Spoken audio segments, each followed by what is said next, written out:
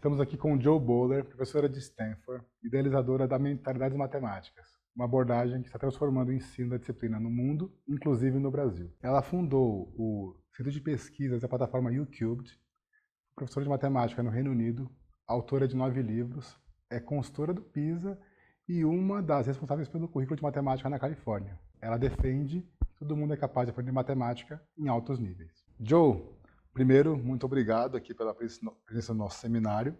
E eu queria começar perguntando sobre sua relação com a matemática. Como é que ela se deu de forma tão gloriosa? It wasn't so gorgeous when I was in school. It was very much the way that many students still experience it. The teacher would stand at the front and show methods, and then we would go through lots of questions in our books.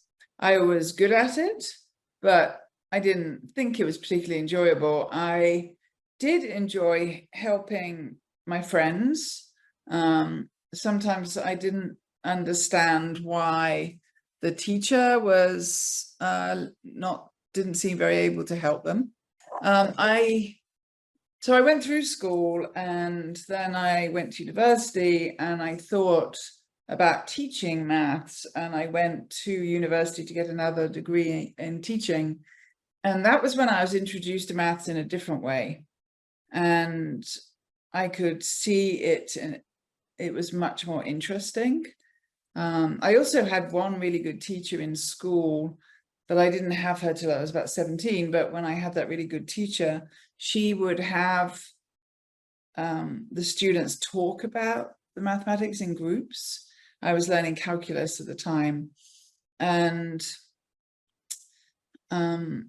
when we started to talk about it and discuss the methods and discuss why we would use them and choose them, the subject really changed for me. It became much more interesting. And then it was going through my years teaching that I started to see it in a much more open way, where lots of different methods could be considered and lots of different ways of representing maths. Then it was when I started working with neuroscientists at Stanford, and they shared with me that every time anyone works on a maths problem, there's 5 different areas of the brain that are involved. 2 of them are visual pathways, and thinking visually about maths is really important. So I'd always liked to work on maths that was more visual. My first reaction to a maths problem is always to draw it. But we started releasing on our website lots of visual mathematics activities that really made it much more creative and much more beautiful for students. And so what we know is whenever students have a maths problem that's in numbers, they should always think about it visually, because that causes connections to happen in the brain. And people who have most brain connections are the people who are most successful in life. So we really want kids to have that connected brain. So that happens when we see maths in different ways, when we see it visually, also if we build with it or use models or just any different ways of representing it, will create these opportunities for really important brain connections. Você diz que não existe uma pessoa de exatas, mas por que então tanta gente desgosta de matemática ou pelo menos pensa que não gosta? I think a lot of people in the world think that you're born with a math brain or you're not. And a lot of students, when they start to struggle, they start to think, I haven't got the right kind of brain. And they see somebody do something more quickly, they think that they have a better brain. But actually, what we know now is there's really no such thing as a math brain. It's not that some people are born with brains that are math brains and others aren't, because every time we learn something, there's one of 3 things that happen in the brain. When you first learn something, a new brain pathway starts, and the deeper you learn something, the stronger that brain pathway becomes. Or you make connections between pathways you had in the brain, or you strengthen pathways you already had. Those 3 things are happening all the time. And those mathematical pathways are developing all the time. Our brains are extremely flexible. One of the neuroscientists, Norman Deutsch, talks about how every day you wake up, you have a different brain from when you went to bed. Because of all the activity in your brain. So we know that there are no limits to what students can do. Any student can learn anything. When scientists try and find limits, they come away saying they couldn't find them because people kept learning more and more and more difficult things. They really were limitless. So it's very important that students know this, that anybody can learn at any time. You may look at some people and think, oh, they can do this really easily or very quickly. And we know that's just because they've had different experiences. It's not that everybody's the same, everybody's different, actually. Nobody has the same brain, but we can all learn any level of mathematics. De onde que vem o mito de que algumas pessoas não podem aprender matemática? Como é que a gente enfrenta esse problema? People have had the idea, it was really up until sort of the 80s, 90s, that people's brains were fixed. That they were fixed either when you were born, or some people thought they were fixed after adolescence. And so if somebody struggled with something and couldn't do it, people would think, oh, they don't have the right kind of brain. They wouldn't think, oh, well, they can learn to do it and their brain will expand and strengthen. And I think that idea has become even stronger in maths because it's often taught as right and wrong answers, that there's one way to do them. And so that also leads kids to, if they can't do a question, to think, I don't have the right kind of brain. If we teach in a more open way, where students get opportunities to learn and grow, they're more likely to realize, oh, I can learn this, than if we teach in a sort of fixed and narrow way. That also has led people to think some people have a maths brain and some people don't. Eu queria que a gente falasse sobre o nosso cérebro. Como a gente pode treiná-lo, né, para ele conseguir apreciar, né, e entender a beleza da matemática? Yeah. So we know that the best environment for the brain is when you're struggling and finding work difficult. So we know this now from neuroscience, that when people are struggling, when people are finding things difficult, their brains are on fire with connectivity. And you see this in actual images of people's brains that are taken in studies, that their brains are really active when they're finding something difficult. When students find something easy, or they just get things correct all the time, they're not giving their brain a good workout. A bit like when you go to the gym, you wouldn't always want to lift weights that are really easy for you. You tend to lift things that are a little bit difficult to lift because you want to strengthen your muscles. And it's exactly the same with the brain. So we want our students to struggle, but I know that many students, they don't know that it's good to struggle. And so if they start to find something difficult in class, they often give up or say, I can't do this.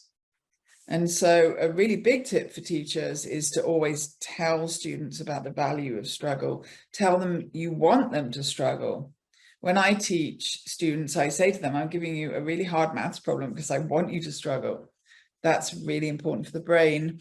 And when they make mistakes, we celebrate that, because mistakes are also really good opportunities for the brain. Unfortunately, we've developed an education system where students think they have to be right all the time, and then they're tested and they're marked down for making mistakes. And these are bad messages for students. We really want them to know that mistakes are good, struggle is good. That's a great time for your brain. If you give them a narrow, closed maths question, if I say to a student, what's the answer to 56 times 12, and do it quickly, and give them no way of knowing how to do it, then it won't feel good to struggle. So this is why we've developed a whole range of tasks and lessons that are what we call low floor and high ceiling. So in all cases, students can start and access the activity, but it gets harder and harder. So they don't feel like, I can't do this. And I have no way of doing it, and I don't want to struggle. They always have a way into the activity, and they have ways of progressing. And of course, being visual, that's a really big way of helping students. That's a resource that they can use that helps them go far. So yeah, I agree. You can't just throw students into a bad learning situation and hope they'll be happy struggling. It really needs to be a supportive environment. They need to know the value of struggle. They need activities in which they can engage and they can learn, and they're not left sort of. So I always say that if you want to encourage mindsets in students, it's great to give them those mindset messages, but we also have to change how we teach and the activities we give to students, because that's where those messages really come alive or fall flat. And so if we want students to have a growth mindset, we need to emphasize growth in the way that the activities are given to students and the types of questions that we give them. Queria falar sobre confiança, né? Ter confiança, autoconfiança nos ajuda a aprender matemática. Como é que isso acontece? Yeah, being confident is important, but I think confidence as well is really connected to mindset.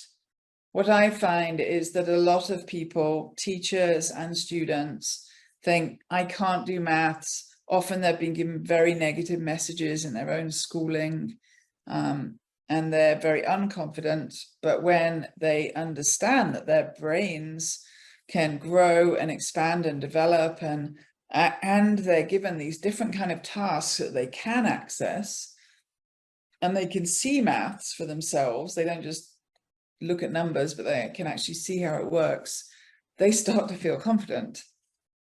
Sometimes people say to me, what do you do with students who don't want to try, or students who don't care, students who don't put in effort?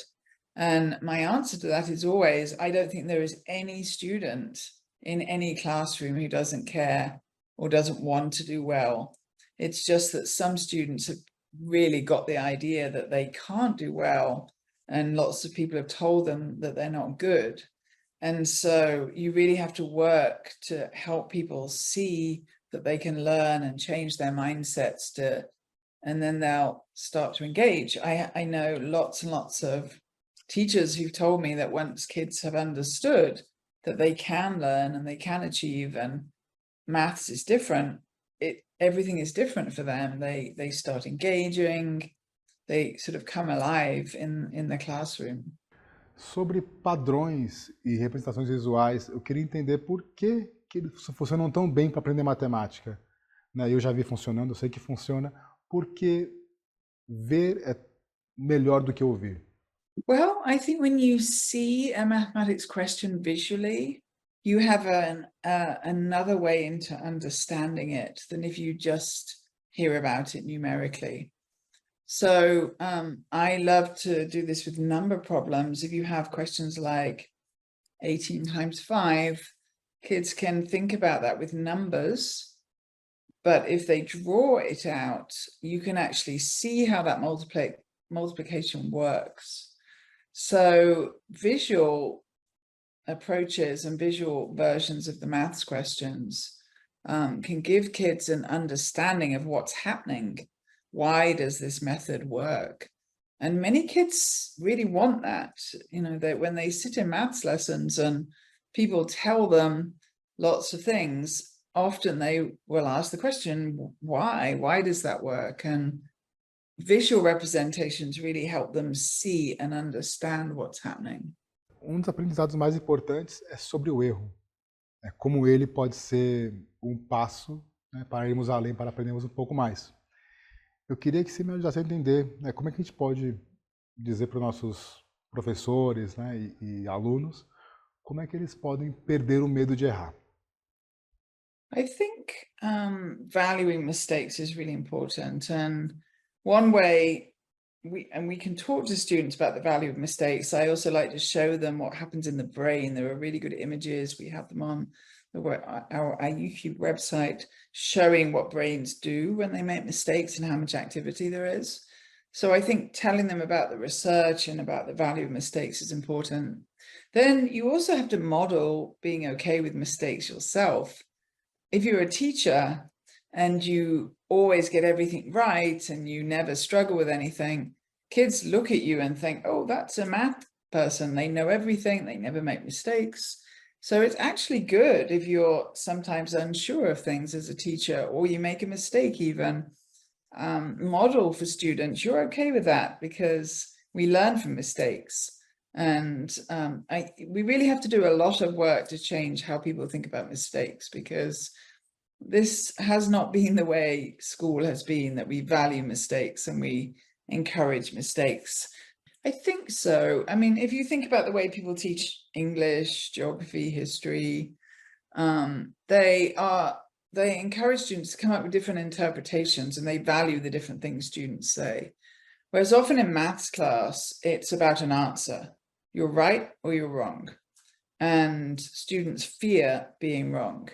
So this is, as I say, why we want to teach maths differently, where the problems are bigger and more expansive, more applied, about real things, and students get to share their ideas. So it becomes a little bit more like the teaching of other subjects. It's not just right and wrong answers. It's what reason can you give for doing that? And people might have different reasons, and they are all good reasons. It's less taking the subject off this sort of right-wrong level and onto valuing students' different ideas. Uma das coisas que eu mais gosto em matemática é aprender a resolver problemas de uma maneira diferente das que eu já conheço. Mas por que a gente tende a recorrer tanto para essa mentalidade mais procedimental, né, algorítmica? Yeah, great question. Well, maths isn't just about procedures and methods, but that is what many school children think, because that's what maths teaching often is. And so I think to really help with that, we have to go up to policy levels, because many teachers are responding to what they're told to teach and what they're given to teach. Often somebody in the country will set out a list of mathematics, and that list itself is very procedural. And then textbooks kind of convert those procedures into questions on the procedures. We definitely need policy change where people are given a more beautiful view of mathematics to teach, and the textbooks and the books also share this more beautiful mathematics. And then teachers need time to see that. I really think teacher education is key to changing maths in a country, giving teachers time to come out of the classroom and be shown how beautiful maths can be. Because once you really get it and you know the beauty of maths, you can take any boring question and make it much better and bring in the beauty that we know about. But many teachers have never seen that. They haven't seen maths introduced in those ways. And so they don't know to share that with students. So how do we find the time for teachers to really get to experience maths in all of its beauty? Queria agora dar nossa conversa para falar um pouquinho de gênero. Né? Queria que você contasse um pouquinho das dificuldades de ser, né, uma mulher nesse campo e contasse um pouquinho como é que você tem feito para superar isso. Né? A sua analogia do castelo, né, das exatas, né, é muito interessante. Yeah, unfortunately, many people still think of maths as being for men and for boys.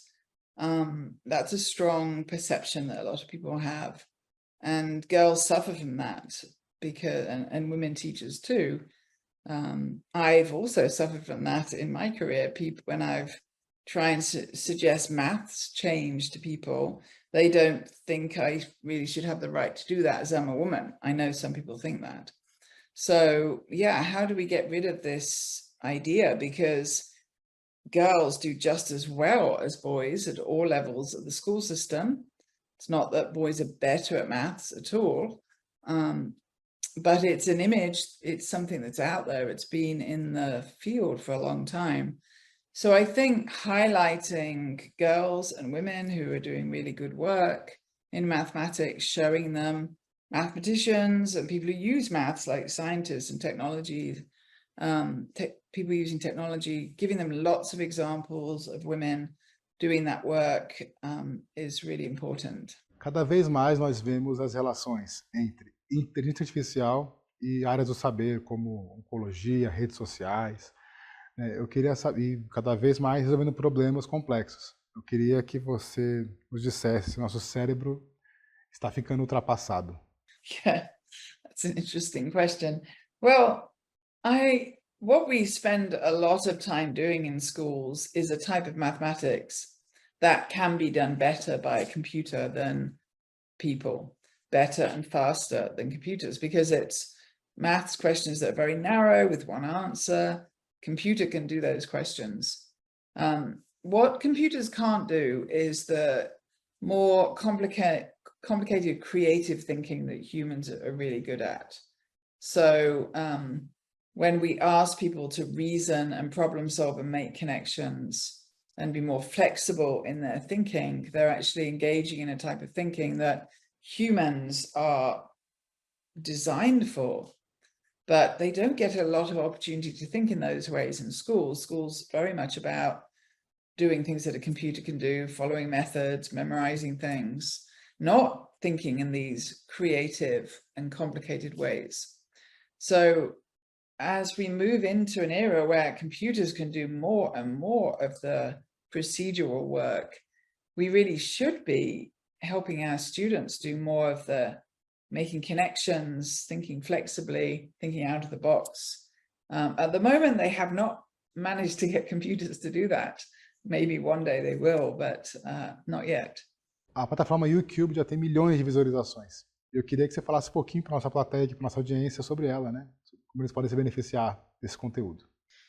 Yeah, we started Youcubed about 5 years ago, and we've been just amazed by how many people are coming and getting the resources from our website. We're nearly at 59 million views, and that's because the things that are really popular on the website, we have videos that help get the ideas I've shared across to students. Videos on mindset, videos on struggling and the value of struggle, videos on what maths really is. And those are very popular, and teachers love to share those with students. And then we also have a lot of lessons and activities that are these creative visual lessons.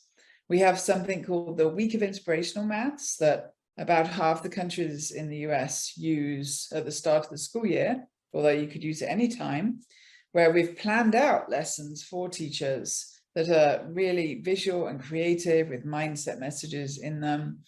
And then we have lots and lots of tasks that teachers can use anytime. We have a whole data science curriculum for high school students. So lots of resources, information for parents, short little articles for people to understand about these different issues that we're sharing. And we're thrilled by how many people are coming to Youcubed and making use of the resources. Muito obrigado pela entrevista. Sempre muito bom falar com você.